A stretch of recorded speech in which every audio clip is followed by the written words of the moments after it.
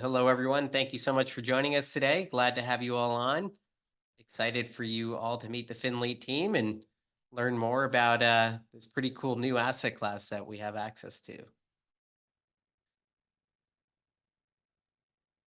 Yeah, thanks for having us, man. We're so excited to be here. This is a great opportunity for us to share, what we've been passionately working on for the past 2 years together, and this wild roller coaster ride we had that's taken us to crazy countries on crazy trips to get this whole thing to come to fruition. So it's That's quite the awesome. story. By the way, I had a couple of our investors and clients reached out and were just asking about this, and one of them was he's like, wait a second. He's like, I've been investing in the I don't know if you guys know about the racehorses that you can invest in, and hmm Yeah, last year one of those racehorses that you can invest in, like the fractional ownership, one was it the Won the Kentucky Derby. Derby? won the Derby. Yeah. Which is Yeah. I feel like our space has not gotten enough credit for the fact that that happened. I mean, that's a huge deal. That It's was Totally. completely glossed over, but that's a really big deal. Yeah. Um, Totally. And the year before, you could have invested in the highest grossing horse of 2022. Didn't win the Derby, but was highest grossing. Crazy. it's so cool, and I get at times tired of hearing people think you can't get the best through these platforms. Go, well, if you democratize it, it must mean it's not good, and it's no. yeah, It's like if you Totally. win the Kentucky Derby, that's a pretty big yeah, deal. So anyway, Totally. for And sure. sometimes people look at competitors as a negative, but it's great that we get to say there's another company out there that had signed the 2023 Derby winning horse, right? It's huge, right? awesome. Yeah. Yeah. Well, everyone, thank you so much for joining us today. We'll get started here as people continue to trickle in.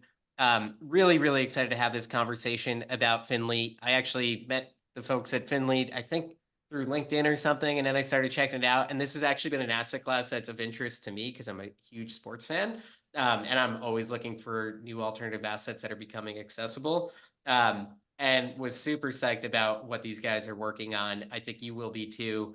And by the way, I think it's a really unique asset class that really has some tremendous upside investment opportunity. Of course, everything comes with its risk and all of that, and we'll get into that. But one of the key things that we like to do with our sponsors is find folks that we think could be really interesting and valuable to our investor audience to be able to learn about other alternative investment asset classes. So today we're going to be diving in on Finlete. We got Rob and Max here from the team. So to kick it off here, what I want to start with is just getting to know Rob and Max a little bit and how you guys came to found Finlete. Yeah, thanks, Max. I'll give the long version, and you can give the short version because it's quite a crazy story. Max and I were working on a previous startup called Meetlete that allowed fans to meet their favorite athlete on a one-on-one virtual meet and greet, kind of like Cameo, but it was an actual live meet and greet. And we had tons of success with making sales and getting fans to purchase these meet and greets with these athletes. We just could never get the athletes to ever call the fan when they were supposed to. And it ended up being we would have like $15,000-$20,000 in revenue and 14 or $18,000 in refunds. And we tried everything to make it work. And we were just pulling our hair out. I mean, I had hair when I started and now I don't.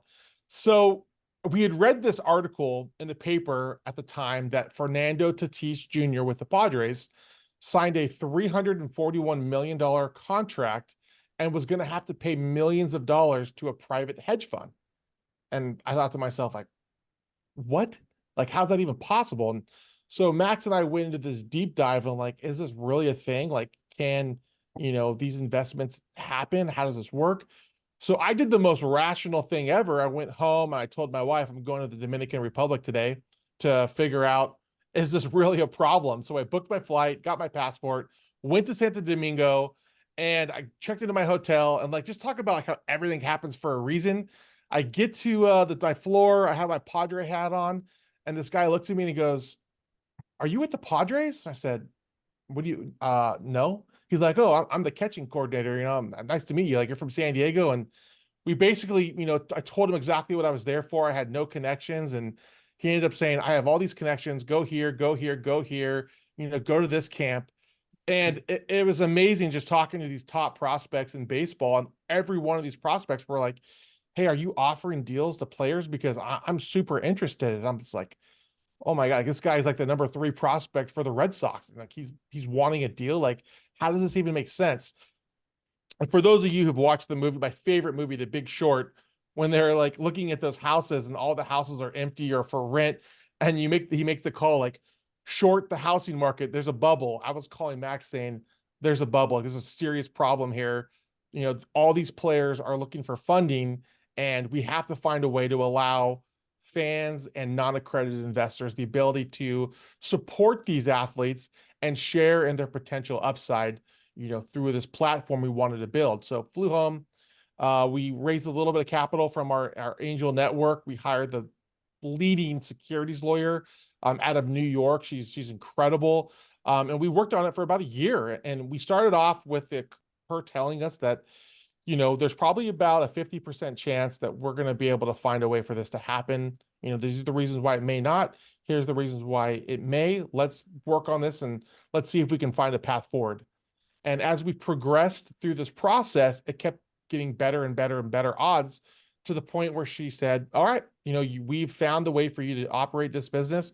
Here's the game plan, and go. And so Max and I were ecstatic, jumping up and down, was, you know, celebrating, and here we are today. So that's kind of how this all came about. That's awesome. And Max, tell me a little bit about your background as well. Yeah, and so on Rob's story there, I'll never forget when we were working on Meatleat, the Cameo competitor sort of, and it was a slog. And he pulls out his phone. He's like, "Let me just tell you about this other idea I had. I don't know. Let me just share this with you." And he pulls out his phone. He shows some email he had exchanged with Paul Graham from Y Combinator about this future earning, you know, athlete concept. And I'd never, you know, he'd never brought it up to me before. And I'm like, "Oh, Rob, that's a way bigger idea. Then that's way cooler. Let's do that." You know, and then the rest. But yeah, anyway, I've been in tech since graduating college in 2012. I've been in sports tech specifically since 2016. I was the founding CEO of a company called Action Streamer. We have a wearable data streaming platform with that company, both in sports and some work with the military as well. But yeah, I moved to San Diego in 2020, and yeah, at the beginning of COVID, and met Rob shortly thereafter, and been working together ever since. Very cool. So you have this concept and you're seeing that there's a real need to help kind of fund these players early on. The first thing that I want to just understand about this whole dynamic is you're looking at these amazing prospects. What do they need funding for? Why do they need money now? And how does this investment work? How does that lead to you getting a part of their future earnings? Yeah. So in baseball specifically, there's a massive gap between what rookie ball players make or minor leaguers make and professional top level MLB players. Like, for example, rookie ball athletes make $19,000 a year. It's below poverty line. And a first year MLB player on a team makes $800,000. So you have this huge gap. And with that gap, you know, there's a huge opportunity to support these athletes while they're in these earlier stages of their career and help them, you know, have the best chance of success. So in a Sheddery, our first prospects, you know, example, he only signed for 10 grand, right? Which is the lowest amount an MLB team can sign a prospect for on the international signing market. So he, you know, of that, he only gets 5,000 because half of it goes to his baseball academy. So now he's got $5,000 in his pocket. He's 16 years old in the Dominican, and he's got to prove that he's, you know, worth, you know, going to the next level, getting a shot. And so that's just one of hundreds, if not thousands, of stories of these prospects that have to prove they can make it. And through the process, you know, they have cell phone bills, they have car payments, they have family issues they need to take care of. They need to be able to pay for off-season training, nutritionists, housing.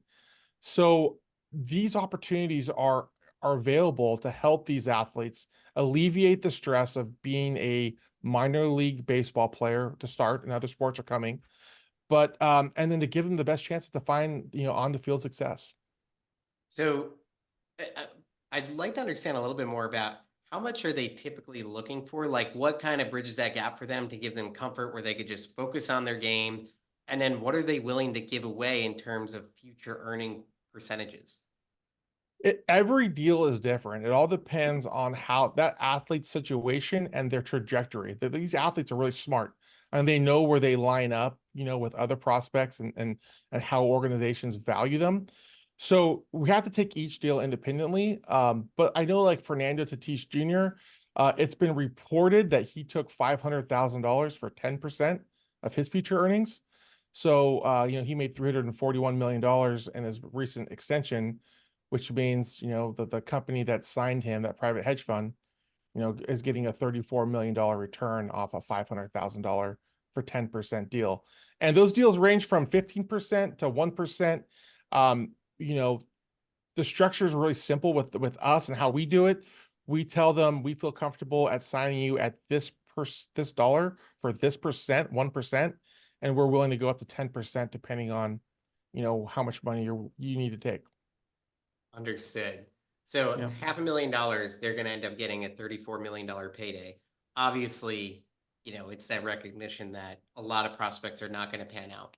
So the way that this is structured, is it that if you fail and you never make it as a prospect, you don't have to pay back that $100,000, $500,000 that you received? So there's a little bit That's like a right. venture investment, in that you're investing in this player, and if they do really well, you do really well, and if they don't, you get nothing. Is that correct? Yeah, Exactly. there's two ways to look at it. Exactly. It's a venture, opportunity for the fans that want to participate, but for the athlete, it's also like an insurance policy. That makes a lot of sense. Right. They're sort of hedging their their risk against injury, just not making it past a certain level of competition. And we think ethically it's critical that this is not a loan, right? We're never going to have an athlete coming out of pocket. They're only paying us off of earnings they get through their sport. Yeah, and from your perspective, it's like if you create a diversified portfolio of these athletes, and a few of them hit and do exceptionally well, one or two of them return the entire fund, right? Like venture capital. I was reading that I think Fernando Tatis, literally their initial fund, I think was $25 million, and he Mhm. returned the entire fund Yep. just his 500K check. So the rest is gravy for them. They're going to do really well. That hedge fund, I think it's BLA, correct? They're the group that kind of started all of this. Correct. Exactly. Yes. Yep.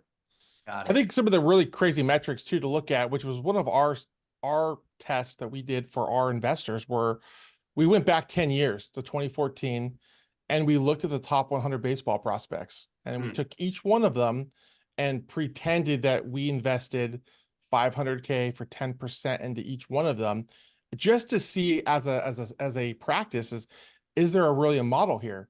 And what we learned was over 71% of the top 100 prospects return a positive investment, Hmm. and that the average career earnings of a top 100 baseball prospect is $71 million. Wow. So we started running the numbers and said, this is actually very, profitable if, you just stick within the right, metrics of what you're looking at in athletes. Yeah, and the break even on the Echeverry deal is about 7 or 8 million. So anything he makes past that is profit. And I think your comparison to venture is great, Chris, because we think about it that way too. If you look at the full gamut of athletes we could sign at different stages, it's very similar to venture. So we're talking to an MMA fighter right now who's in his prime. And so that's like a Series B, Series C type venture investment, right? Late stage, it's very profitable already. Then you look at a Shettery, he just turned 19. He's pre-seed or seed, right? He's early. And we're talking to some college athletes. They're kind of in the middle, you could say. So for a fan investor, we think it's very cool. You can kind of build your own portfolio through Finlete of athletes at different stages. So when you think about sourcing your athletes, we'd love to hear how you kind of found a Shedry, and then how you think about your sourcing strategy to hit on the fact that, hey, there's a profile, a type of, athlete in the MLB that we think to be successful, or whatever the league may be. Talk to us about your sourcing strategy. Yeah, well, for Shuttery, we basically put in all the data for pretty much every minor league baseball player that we could find, and we built this algorithm that valued certain stats. So for all the baseball nerds out there, WRC plus is a stat that we really hold to high regards, weighted runs created plus. It looks at how a player offensive skills are at the current level they're in versus their age and ballpark, takes all these different pieces of information.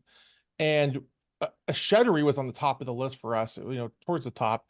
And we reached out to a few of these athletes, and we just didn't feel like, we had a great connection with them. And then we met a Sheddery, and we found out that this guy is just, all he wants to do is play baseball. He loves baseball. He has nothing to fall back on. Like, the capital that we're going to raise for him is going to mean so much to him and his career. So we kind of put all these players together, and we said, okay, here's a kid who signed for 10K, had a 131 WRC plus, which is elite, elite, elite, at the Dominican Summer League at 16, got challenged again at the Arizona Complex League, going against tougher competition. He led the league in home runs, had another 131 WRC plus.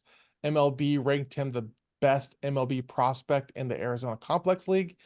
And here's this kid looking for a deal that needs funding because he doesn't know what he's going to do in the offseason if he doesn't secure capital.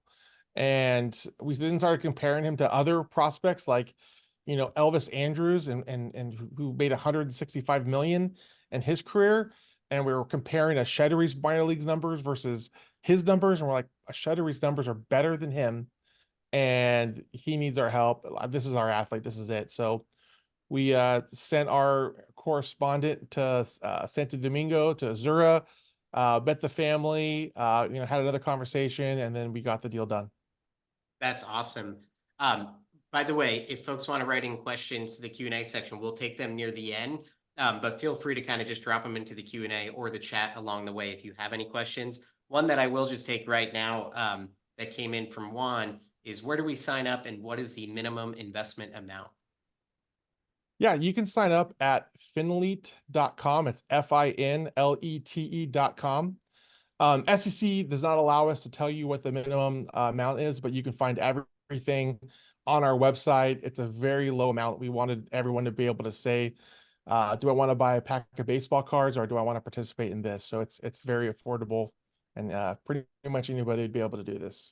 Terrific. And I just dropped the link to go to Finlete as well if you want to go check it out. As you think about sourcing more athletes, it sounds like there might be one in the MMA. Are you thinking NFL, NHL, all of these different leagues? And if so, again, what's kind of the general strategy to go after and acquire new players?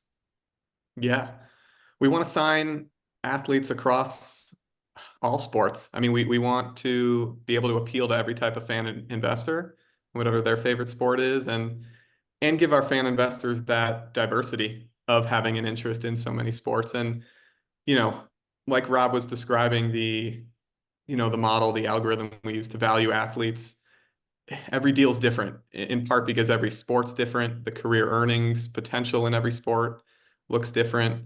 And so there's no one size fits all in terms of our negotiations. But yeah, we would love to be in all those sports. We're in heavy talks in MMA and college football right now. And, baseball's an incredibly prime sport for what we're doing. So we're going to definitely add additional baseball prospects here down the road too.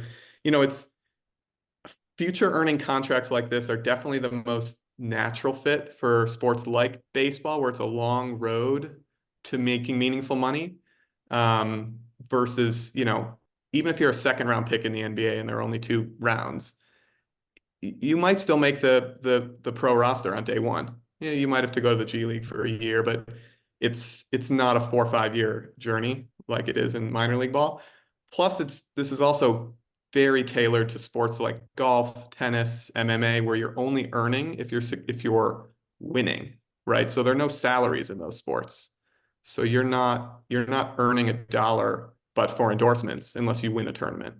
And so Finlete's prime for those sports as well. But we have interested athletes in college football and basketball right now as well, because again, it's kind of like an insurance, alternative on some level, and it's a much more interesting insurance product for the athlete too, because they're getting to build a following through us, and obviously that thesis will only become stronger as we get bigger. But with every athlete we bring on, we're marketing them, we're helping them build a following, and it's particularly meaningful in a case like a Sheddery's right now, right? He has no high school for us to market to, no college. He has no following. Even if you're a fan of the Texas Rangers, you likely haven't heard of him, because most people don't follow A-ball. They don't know who's on the A-ball roster. So even though he's a top 10, 15 prospect for the team, and Keith Law from The Athletic, formerly of ESPN's writing about him, saying he's the biggest sleeper of the year for the Rangers prospects. But at any rate, yeah, definitely want to be in all sports and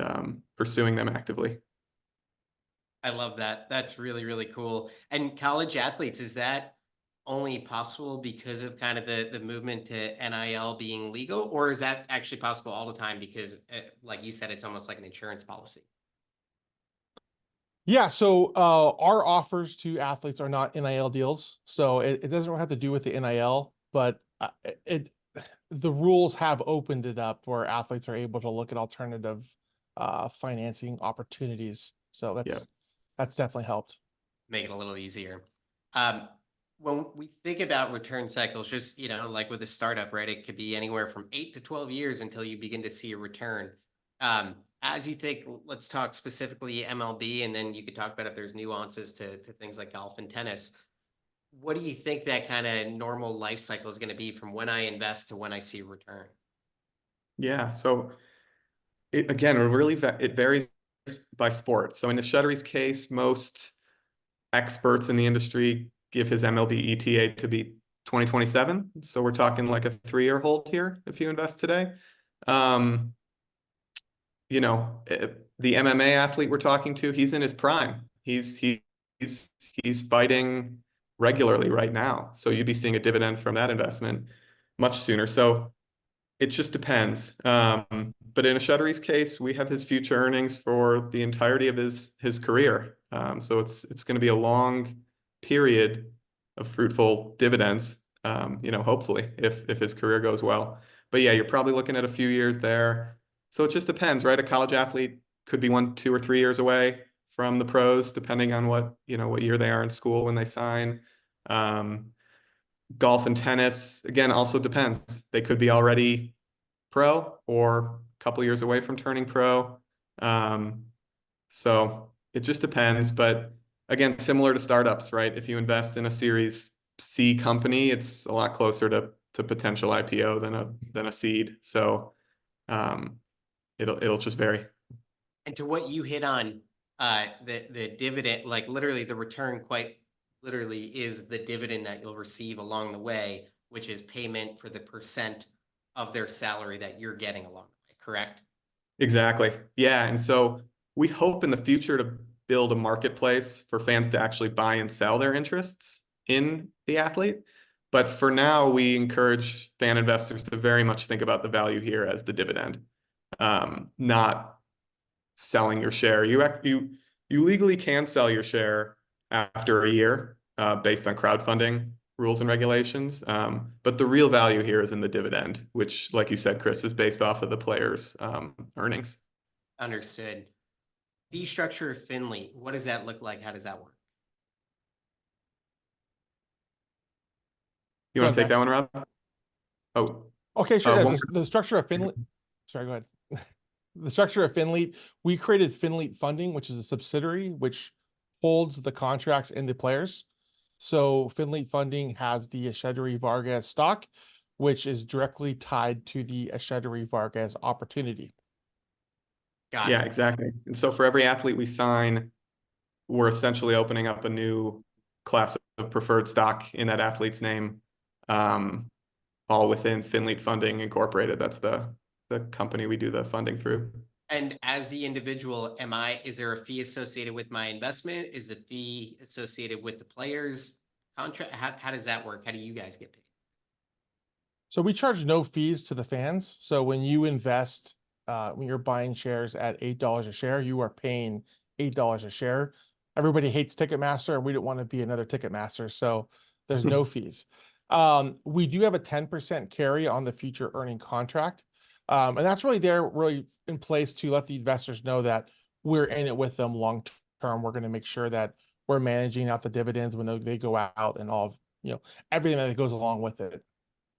Got it. That makes a lot of sense. You're aligning your incentives with, if you pick good players to be on your platform, you will ultimately do well, which I think is completely fair. When you think about the next 12 to 18 months for Finlete, the platform, what does success look like? Yeah, so we want to have over 20 athletes on our platform in the next 12 months. That's our internal goal. We believe we can hit that. We have about 5 athletes right now that we have agreement, like verbal agreements with, that we are like, okay, we can move forward with this one. Let us get a Shettery done first, because we got to really focus on getting that, right now with the Shettery, because we have through July 1st to do that. We also are working on that product that Max spoke about, where we want to be able to provide investors the ability to buy and sell and trade these positions on a secondary market and an ATS. And so that's really what our focus is going to start turning to, as we're able to prove to our investors that, yes, fans are willing to support, really promising and exciting athletes, with the idea that they're going to be able to share in their potential future earnings. Interesting. So not only will you be able to buy into these investment opportunities, and this was actually a question that had come from the crowd, um, not only will you be able to hold these positions and get the dividends, but if you want, you'll essentially reprice these shares based on how that player's contract is going or how they're doing as a player. Is that how that would work, or the market would simply decide? The market would decide. Yeah. So if, and that's what's really exciting about it, because you look at players like Juan Soto, right, with the Yankees right now, there's a lot of speculation on what kind of contract is Juan going to sign. Is he going to get an Ohtani contract? Is he going to get 500? Is it going to be 350? And fans would be able to, put their shares, if we had Juan Soto, based off of what they believe the perceived value of those shares are, and then it'll let the market kind of dictate. I think what's really interesting is, as we mature as a company, I almost believe teams would be able to look at our data and find how their team potentially could value these players based off of what hundreds of thousands of fans are thinking the price of the actual shares are. Okay, so before we get into questions from the crowd, I do want to ask this question. You talk about data. What data sets are you using and leveraging? Are you building your own models? How do you go about your analysis? I know you mentioned it, but like, what are some of the mechanics around it, to the extent you can describe that? Yeah, we have our key KPIs that we find very valuable, and we pull data all the time off our partners' websites on minor league data, and looking at how players are performing. We've pulled back, past 10 years of data to look at how current MLB players are performing based off of how they performed in the minors, to help us model out how we feel athletes could project in the highest levels. I don't want to give away too much, but I can tell you internally, I don't think it's a big secret, we really value WRC plus. I remember we talked about that earlier when it comes to offensive skill set. We believe that stat really provides a really good view on how a player's abilities are at the current level they're in. And yeah, so lots of data, we really focus on, the data as we make these decisions. It's crazy. I remember growing up a huge baseball fan, and it was like you had average and you had slugging. And now it's like there's 16,000 different stats on the TV. And I'm like, what does this tell me? I don't know. The Yankees are winning a lot. I'm happy. So Nice. this is so interesting. I personally obviously get really, really excited about this stuff. Okay, we have a bunch of questions from the crowd. And again, if you have questions, please drop them in here. We'll try and get to as many as possible here in the next 10 to 15 minutes. One question that I'm really curious to hear about too, is there a maximum earnings cap on player contracts? There's not. Currently, there's not. So it's the way the contract's written is it's with the Shettery, it's up to 10% of every dollar he makes in the big leagues for 25 years of his MLB career. So when he's like 48 years old, and if he's still playing baseball, you've earned it. You've earned it. But yeah, there's no cap. By the way, for folks around this webinar, that is not a background behind Rob. His office is right across the street from San Diego's ballpark. So if you're wondering if he's a fan and passionate, there you go. Where your Yankees beat us up for the last couple of days. Exactly. Mine is not a real background though, Chris. I'm not in a hot air balloon. Next question that came through.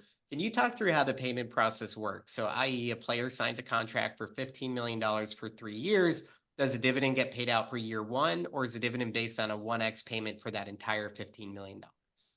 So we were, I hate to toot our own horn, but we were super smart in going through this process where we hired BLA's CFO to be our CFO.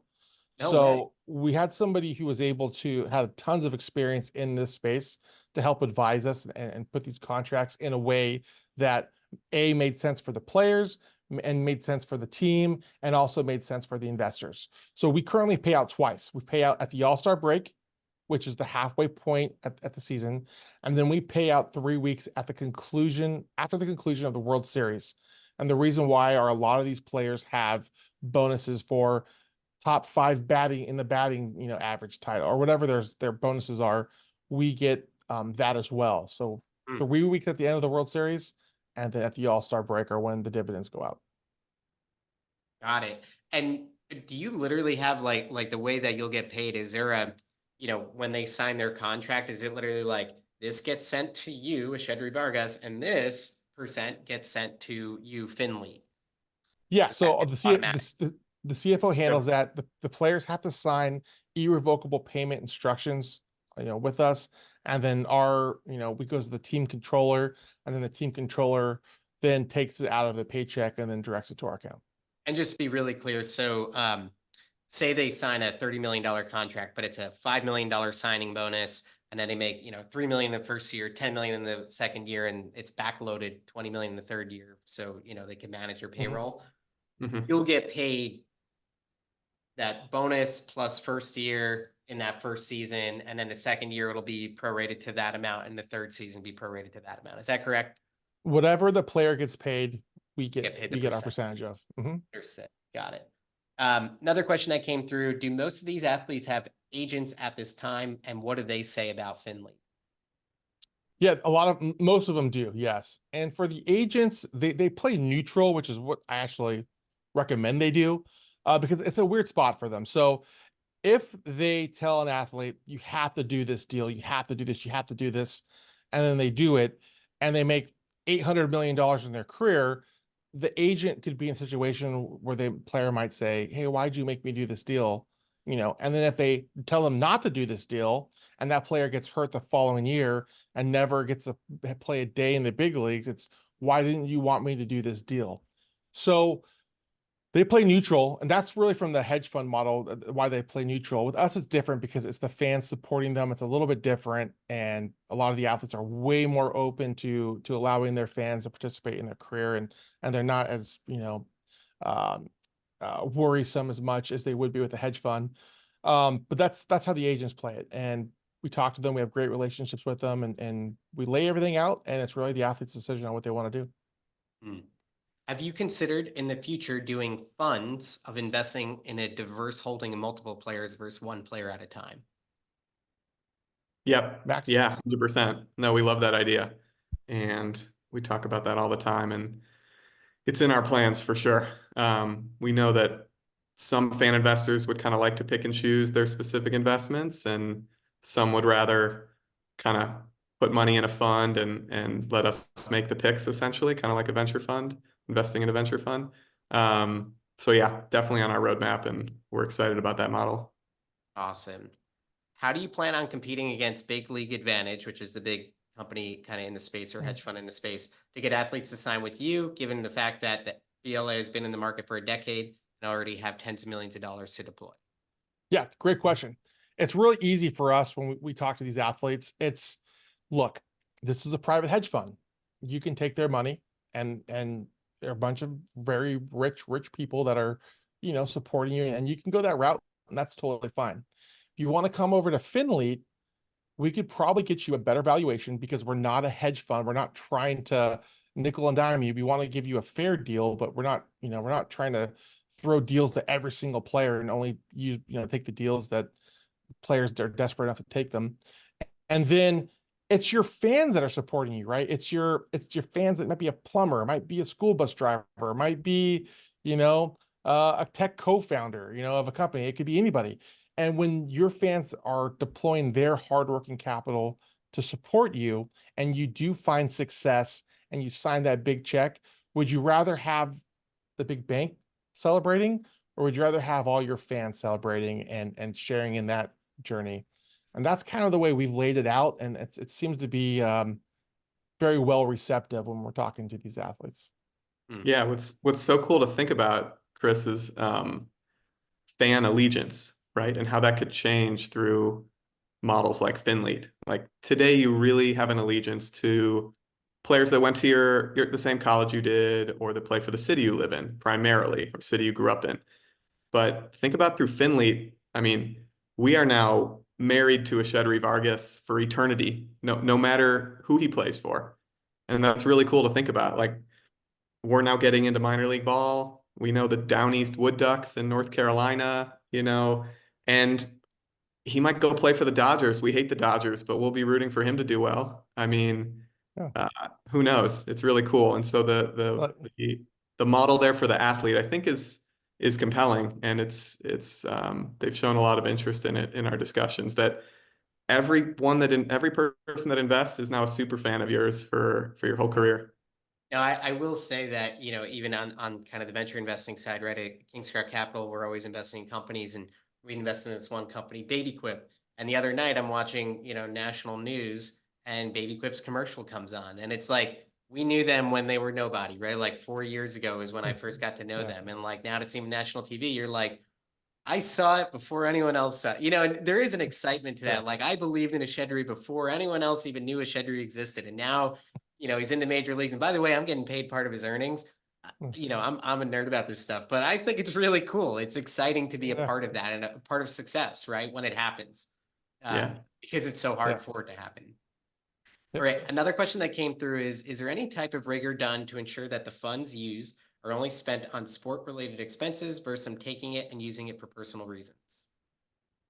Another great question. We cannot control what the athletes, how they use the capital. It would be a conflict for our fund, and so it goes to the athlete. They can use it however they want to use it. We can't control that, but I can tell you that we meet with these athletes, and we've turned down really good prospects that we felt like weren't going to utilize the capital they raised in the right way. So it's important to us that for people to know that we really sit down and talk with these prospects and making sure that we're bringing on athletes that we feel this capital will really help them maximize their on the field potential.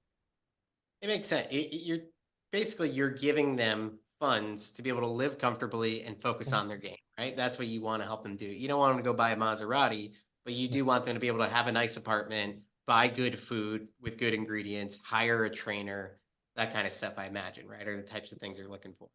It's all about that off the field training. I mean, they all want it. The players that really, are diligent in trying to make it to the big leagues, which you have to be in baseball, they all just want better training. They're different. So, yeah. Is Finley allowed to approach high school athletes, or is that against the law? And how is the recent law changes that allow college players to be compensated impact Finley's future prospects? Yeah, we can reach out to anybody who's over 18 and talk to them. So it doesn't matter if they're in high school, if they're 18 and over, we're happy to have the conversation, lay this out to them. We primarily focus, on, well, sorry, back up. Yes, college athletes. Yes, 100% is with college athletes. Got it. Juan asked, this would be a dream job for me. I think it would be for a lot of people. Do you hire scouts? And if so, how can I apply? Reach out to us on finlete.com. Send us an email. And I imagine you also just take feedback from fans and users of the platform, right? If they know of a prospect, if they live in, the middle of North Carolina and are checking out the Ducks and going, wait a second, there's a great player, you should check them out. They could also help you that way, correct? Absolutely. Yep. Absolutely. Definitely. Do any perks come with the investment? Max, want to take this one? Sure. Yeah. You'll see on our site, or once you start going through the investment process, it takes 1 or 2 clicks to get there.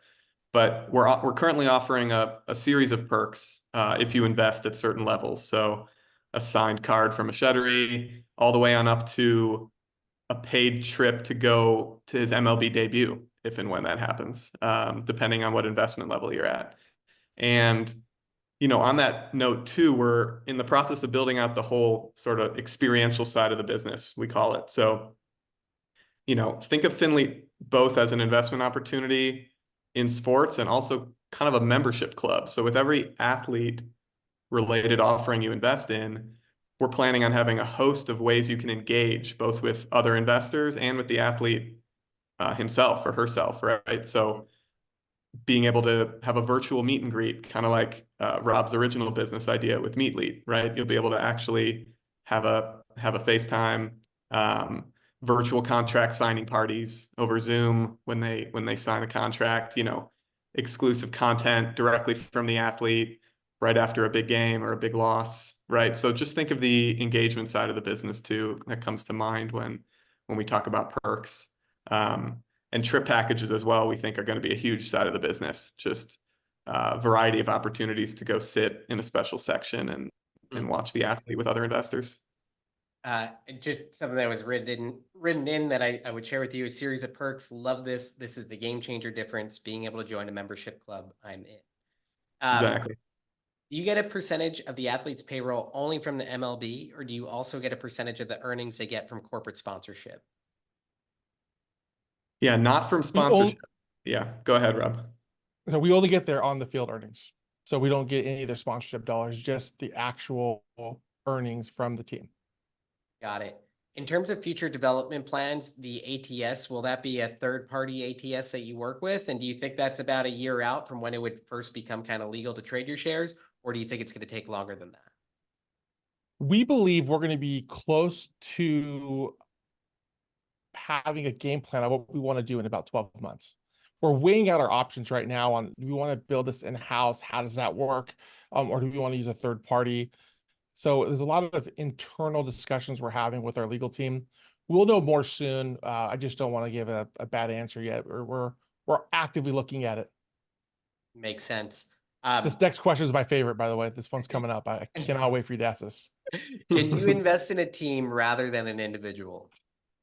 We're hoping someday. I love Wrexham. I'm like the biggest European soccer fan. I just think it would be so fun to be able to put a group together to buy a soccer team over in Europe. I think that would just be like a dream come true for me. So that's a dream hopefully someday. Yes, hopefully. We should talk about that because I couldn't agree more. Yeah. That's one of my dreams. Ever since Reggae was put in place in Reg C, I thought Reggae, because you need a lot of money. I was like, my future dream is to just like raise 75 million and buy a team.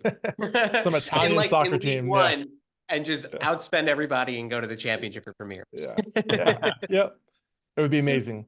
Yeah, that would be also, I mean, on that topic too, we would love to even have a NASCAR team. I think it would be so fun to raise a Reggae Plus and have your own NASCAR team. Like I don't love the sport. I don't watch it, but if I could own a NASCAR team, I'd be all about it. It'd be so fun. Go hang out with Michael Jordan and his team. And I actually think a charter is just becoming available for like $25 million if anyone's interested in NASCAR. Yeah, there you go.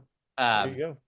That's really, really cool. Well, I appreciate you guys are so passionate about what you do. Love what you're building. Major fan. Thank you for being our sponsor. Thank you for hosting this webinar with us today. For all of those, as we mentioned, who are interested, you could go to finlete.com and check them out. Invest in a Shedry Vargas, and obviously as they continue to add athletes, be able to do that as well. We'll make sure that you can all reach out and connect with these folks in the coming days and weeks, and hopefully have an opportunity to be able to invest in this athlete and athletes to come. One last question that did come through, then I'll just answer or ask it really quick. Are potential athletes limited to U.S. sports? Because I think that's a really interesting one. No, yeah, we can sign anybody anywhere as long as it's a legal offering. Awesome. Yeah, and also, if we were, for example, to sign a basketball player and they make it in the NBA for a few years, but then go play, in Israel, anywhere abroad, we'd get those earnings as well, not just in the U.S. sports. I love that. That's really cool. Yeah. Well, thank you both again for your time today. Congrats on your success already, and looking forward to watching your success in the future.